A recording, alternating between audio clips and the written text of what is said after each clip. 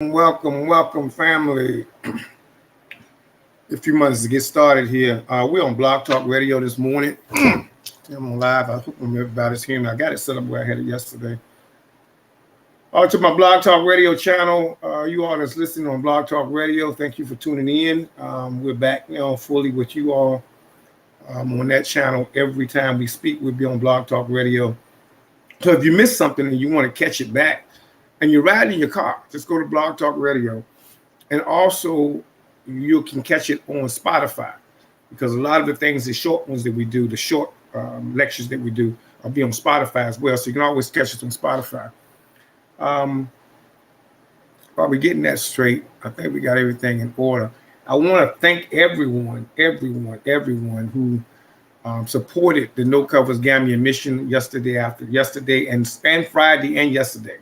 We had a 3-day. Friday was my birthday, and yesterday we came back out again yesterday and did a. It was supposed to have been a long telethon, but we had to cut short because we had some other things going on down the street, so we had to cut short yesterday. But the telethon idea is something that I'm starting. We will be coming longer, and we'll be inviting more guests in to participate in that. But thank you all who gave anything, whether it was, and even the people that came by and got meals. And in the meals that we donated, thank you for coming by just to visit the No Covers Gambia mission and the David Walker Economic Education Conference. That being said, I'm not going to thank everyone today, and I'll have a list of everybody. I will post that, so I don't want to think about any short. But for today's lecture, the day's little message, and not a lecture, not a sermon, but a little message that I give every Sunday. I missed you last week. A sister hit me on Friday. And she usually tunes in, Aquanetta McNeil. So I'm riding down, I'm out front of my building on Friday in front of the center, and I hear the horn toot, and it's her. She pulls around the corner and parks. I think she parked illegally on the opposite side of the street, but Aquanetta, she's gonna park where she parked. So she parked, and I came over to the car, and she asked me what was going on, and I told her, and I said I was getting to do a telethon, or I was getting to do a series to help raise money for the Gambia mission. And I told her I was giving donation, doing dinners on Sunday. Come by and get a dinner. She didn't budge. She didn't hesitate. She went and grabbed her wallet, pulled out, here's some money. I told her to come get a dinner. She didn't come get the dinner. She was like, this what you doing? Bam, here. And it was the spirit that she gave it in. It was like, here, I believe in what you're doing. No questions asked. It wasn't, I had to ask her for anything. I told her what we was doing. She immediately, as speaking, went and grabbed her wallet, pulled out some money, and said, here is toward the Gambia mission because I see what you're doing. The story that I want to tell you about is a story today about a sister named Ruth. Ruth had a sister named Oprah, and they're two different people. And I'm going to show you the characteristics of Ruth and Oprah, because I'm talking about women like Ruth, and it doesn't just apply to women today. It applies to men as well, but I'm just using the character of Ruth to say how we should be as a people toward one another. Ruth, the story of Ruth goes back to the mother of the queen Naomi. I call her queen, but Naomi and Elimelech were in Israel, in Bethlehem, and it became famine time, and so they had to go to, and the scripture says, a foreign country to live, a foreign area to live. So they went to stay with people in Moab. The Moab people, when we say foreign, sometimes, like I keep saying yesterday, we sold you. When you read scripture and you see these countries fighting against each other and warring against each other, they're not that different among each other. The Moab people were descendants of the children of Lot. So there wasn't too much different in them because they came from the Abrahamic scene. It was Semitic people. They just was different than the Israelites. The Israelites had the Ark of the Covenant. That's what made, I'm not going into that today, but I'm going to talk about that later. What made the Israelites different is they covered the Ark of the Covenant. That's it. There were other Semitic people. We started talking about the countries, some of them would worship idols, but they still were Semitic. They came out of the line of Abraham. So they were Semitic as well. So the Moab people took Elimelech and Naomi in. And then they began to work the fields and came to them. And in time, they had two sons, and the sons were Kilion and Mahlon. Mahlon and Kilion became their two sons. The two sons were working for the father, working for the mother. The two sons, the the father Elimelech, because you're dealing with famine, you're dealing with disease, you're dealing with things that's going on in these countries. Elimelech finally died because a lot of times when you're out working and you have to work those, the healthcare wasn't good in these systems. So it wasn't good in the economy. So they went to a foreign land outside of, they had to go to Moab. Elimelech probably is in an environment he's not used to, and he perished. We don't say, well, how he died. He died, leaving Naomi with two sons, Mahlon and Chilion. These two sons now go marry Moabite women, Ruth and Oprah. So that's two Moabite women that now become a part of this kind of quote unquote Israel. I like to use that word, Israelite family that's living in Moab. They become a part of the family. Pestilence, disease, water shortage, whatever, they're working in the fields. All of a sudden, Mahlon and Chilion, they perish too.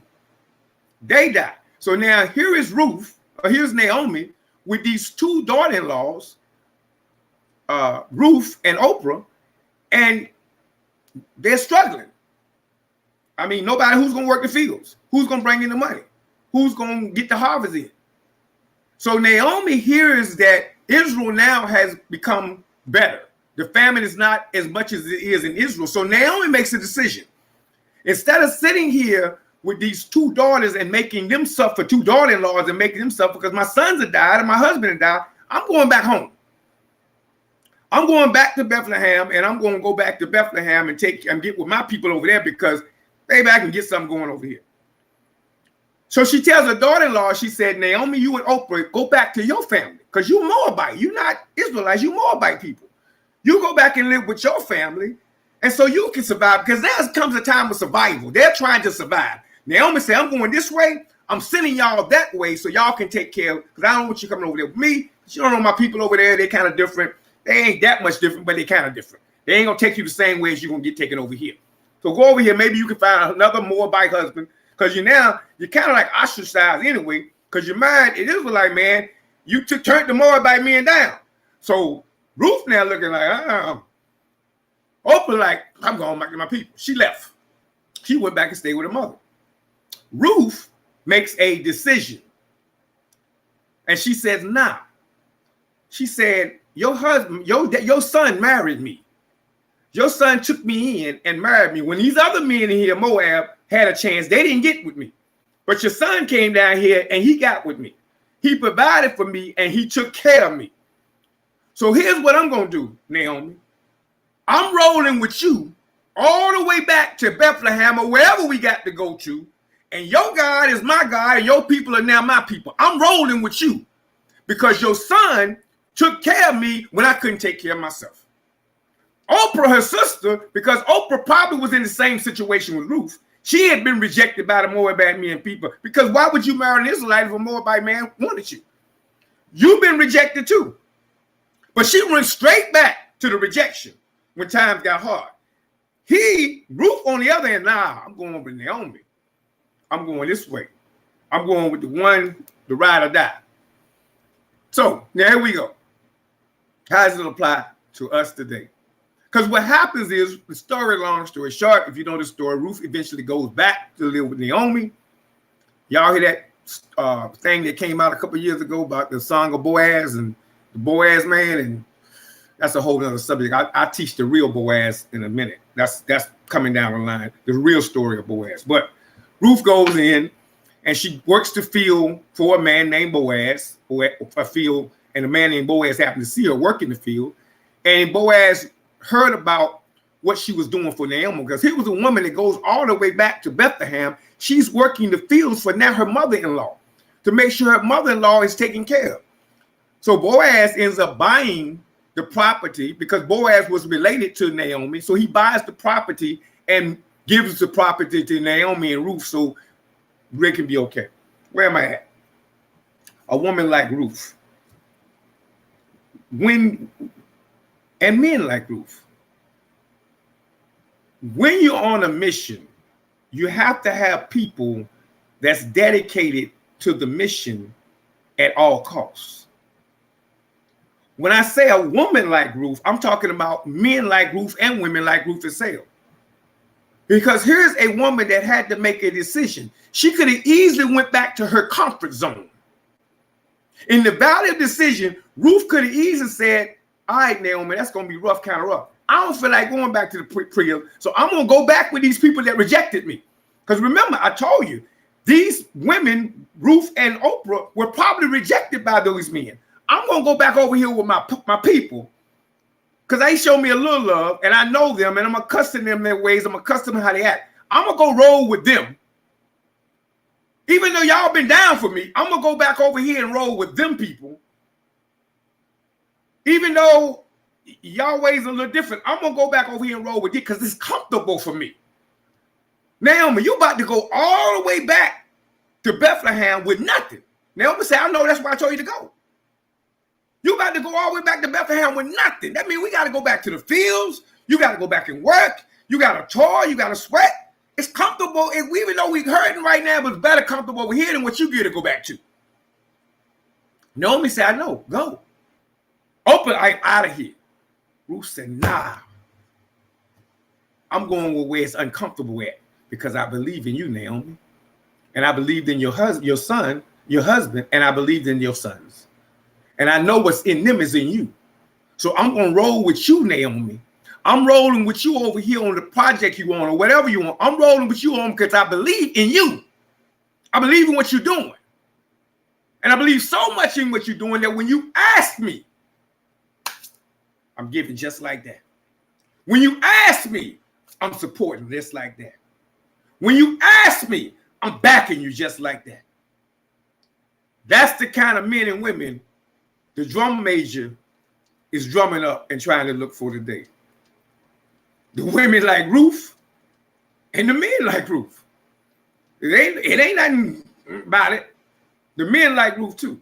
The ones that in difficult times, when it's difficult, do you choose comfort and go back to that which was comfortable?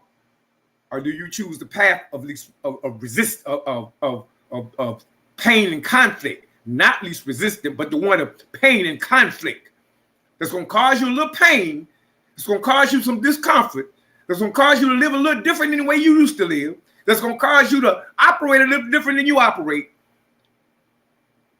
That is ultimate change. See, we are comfortable living in comfortable situations. And then when it gets uncomfortable, we don't want that no more. You're asking me to do something that's uncomfortable for you. But when you ask someone to do something in their comfort zone, they down with you 100%.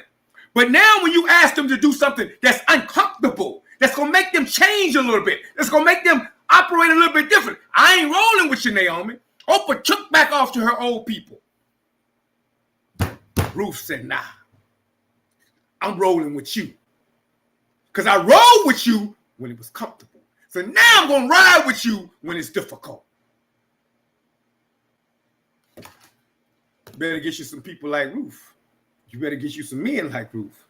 You better get you a woman like Ruth. You better find you a man like Ruth. And ain't nothing funny about that. Y'all have a best day. Thank you all again for those who supported the No Covers Gambia mission. It's about to get uncomfortable. It's your brother No Covers coming out of Port City, Wilmington, North Carolina. You can catch us always on Blog Talk Radio, Facebook Live. Catch us on Miller, and you also catch us on Spotify on a weekly basis. Peace and blessings. I'll see y'all next week. I won't miss again.